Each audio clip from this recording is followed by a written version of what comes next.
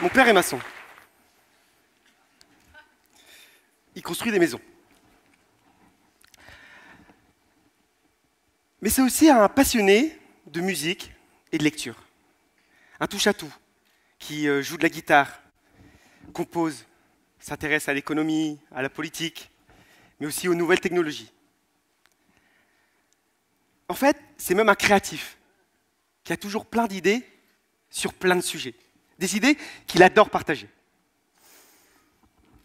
Mais ça s'arrête là. Parce que ces idées, ça reste entre vous et moi, tout le monde s'en fout. Et c'est normal, parce que qui va écouter les idées d'un maçon? Surtout quand elles ne concernent pas la maçonnerie. Non, un maçon, c'est fait pour faire de la maçonnerie. Avoir des idées, c'est réservé à un petit groupe de personnes, une élite, les hauts diplômés de la créativité, ce qu'on appelle l'intelligentsia, la classe dirigeante.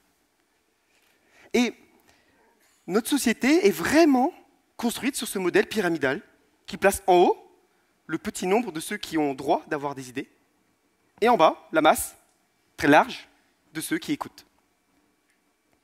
Et quand on y réfléchit, eh bien ça a toujours été comme ça. L'histoire de l'humanité, c'est avant tout l'histoire des idées d'un petit nombre de personnes.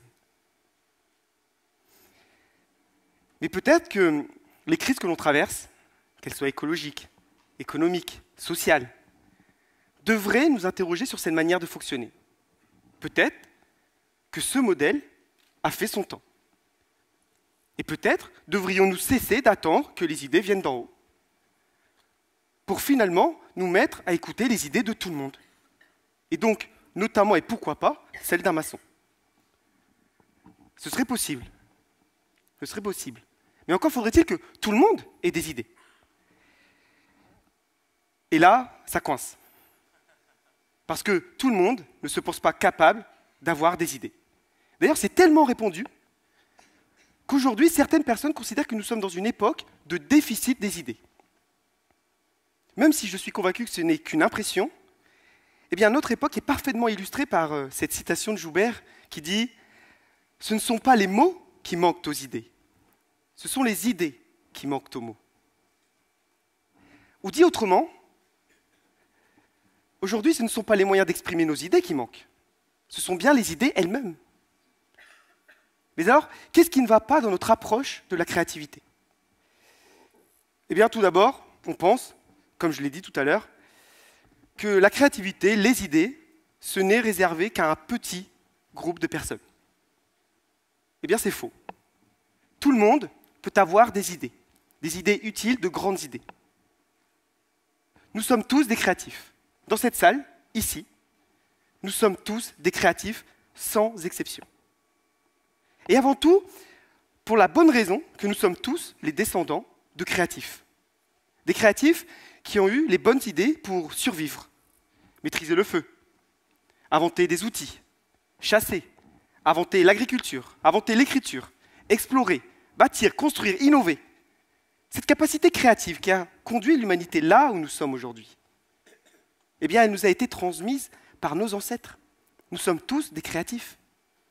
Et c'est ce qui fait que, par exemple, dans le monde de l'entreprise, tout salarié peut être à l'origine d'idées utiles pour l'entreprise. Et les entreprises innovantes, comme Google, Apple, l'ont compris en mettant en place des systèmes de management des idées qui leur permettent d'écouter les idées de tous leurs salariés.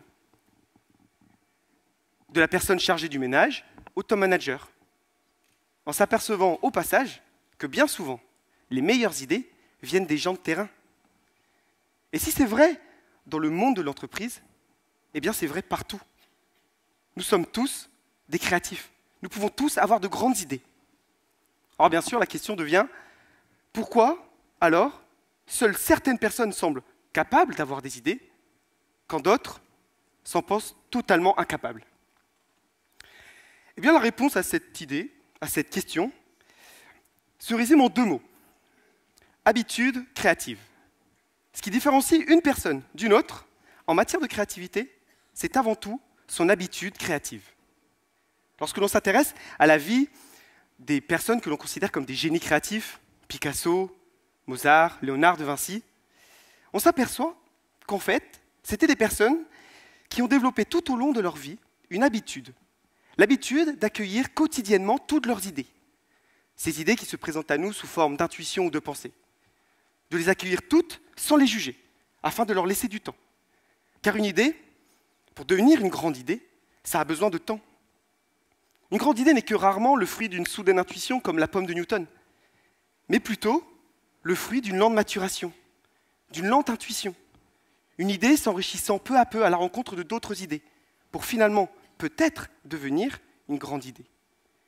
Et les personnes créatives l'ont compris, en mettant en place l'habitude d'accueillir en nombre quotidiennement toutes leurs idées, et de leur laisser à toutes du temps. Et c'est ainsi que certaines de ces idées deviendront de grandes idées.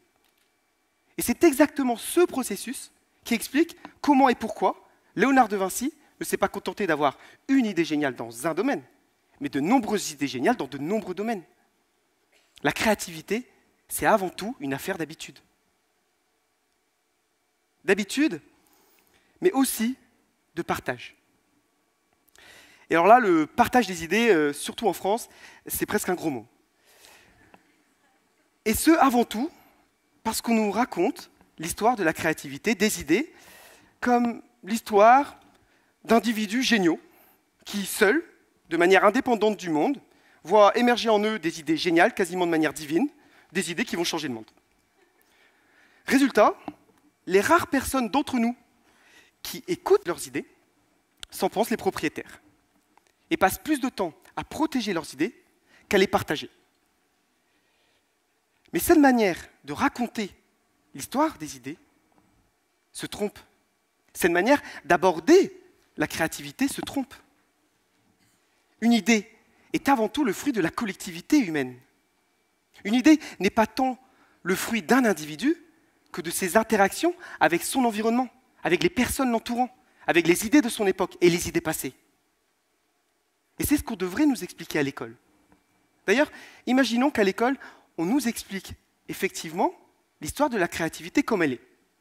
Eh bien, on nous expliquerait qu'une idée émerge bien souvent de manière multiple, chez plusieurs individus, de manière indépendante. Ou pour être plus précis, on nous expliquerait comment, si on attribue à Darwin la théorie de l'évolution, eh bien, elle fut énoncée à la même époque et de manière indépendante par Wallace. Ou encore, comment Gray et Bell sont deux inventeurs indépendants du téléphone. Ou encore, comment de la même manière, on compte deux inventeurs indépendants pour la photographie, deux inventeurs indépendants pour la photographie couleur, 6 pour le thermomètre, 9 pour le télescope, bien plus pour la machine à écrire. Et on compte ainsi des centaines de cas dans tous les domaines de la connaissance. Et qu'est-ce qu'il prouve? Eh bien, il prouve que si une idée n'émerge pas chez un individu, eh bien, elle émergera chez un autre. Et donc, qu'au lieu de protéger nos idées, nous devrions les partager. Car en les partageant, nous permettons leur rencontre. Nous permettons aux idées de s'entrechoquer, de rebondir les unes sur les autres, voire de fusionner pour créer de nouvelles idées.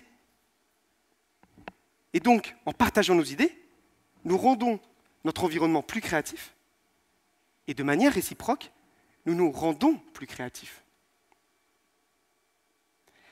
Ces réflexions sur la créativité, les idées, je les ai développées très tôt, inspirées par mon père, que je remercie au passage. Et pourtant, je n'étais jamais allé plus loin. Jamais. Jusqu'à ce que Paul me contacte. Paul, que je ne connaissais pas, avait un projet web en tête.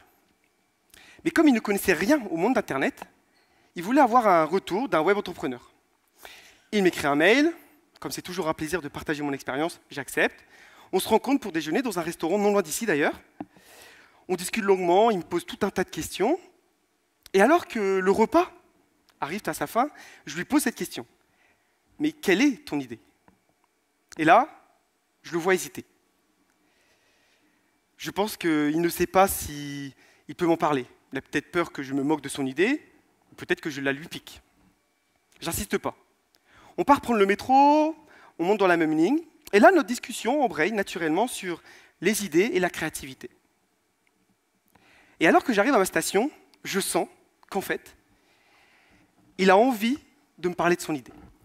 Et là, il me dit, écoute, On a tous des idées, mais aucun endroit pour véritablement les partager. C'est dommage, parce que la créativité, les idées, c'est avant tout une affaire de rencontre d'idées différentes. Alors, pourquoi ne pas créer une plateforme web dédiée au partage des idées, de toutes les idées? Je pense qu'il m'a fallu moins d'une seconde pour lui dire que son idée, elle était folle, mais géniale. 2 critères indispensables pour que je puisse m'enthousiasmer pour une idée. D'ailleurs, j'étais tellement enthousiaste qu'il est descendu avec moi à ma station de métro, on s'est assis sur le quai, et là, on a commencé à imaginer à quoi allait ressembler cette plateforme, ce qu'elle allait permettre, ce qu'elle allait offrir. Quelques jours plus tard, un jeune informaticien rejoignait notre équipe, et il y a quelques jours, nous avons lancé cette plateforme dans une version test, après 2 ans de travail. Une plateforme qui permet à chacun de diffuser ses idées, qu'elles soient liées au bricolage, à la cuisine, à la manière de changer l'éducation, à la manière de changer la psychologie, peut-être d'inventer des mots. Une plateforme qui finalement favorise la rencontre des idées, pour créer de nouvelles idées. Une plateforme qui favorise la créativité collective et individuelle. Au fond, une plateforme qui possède dans son ADN, comme les TEDx, cette conviction que c'est en diffusant nos idées et en les partageant que nous pouvons changer les choses. Une conviction d'autant plus forte à notre époque, qui vit l'avènement d'Internet. Et c'est ce que j'ai compris ces 2 dernières années. Internet pourrait représenter une chance unique de faire prendre un virage à l'histoire de la créativité, et donc à l'histoire de l'humanité.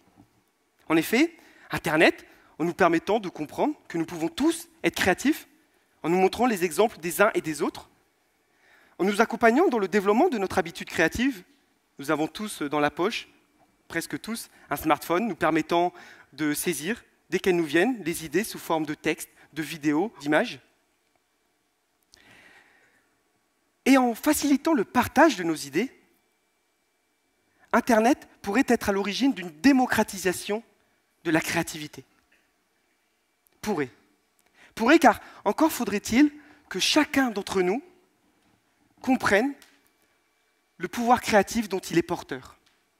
Comprenne qu'il a un rôle à jouer dans cette nouvelle histoire créative. Comprenne qu'il peut devenir actif dans ce domaine où les machines ne remplaceront jamais l'homme, la créativité. Et ce serait une bonne chose, parce que si on est tous d'accord pour dire que de nombreuses choses doivent changer à petite, moyenne, grande, très grande échelle, eh bien, nous n'avons plus à attendre que les idées viennent d'en haut. Le pouvoir d'inventer le monde d'aujourd'hui et de demain, il nous appartient. Car désormais, ce sont nos idées qui vont changer le monde. Merci pour votre attention.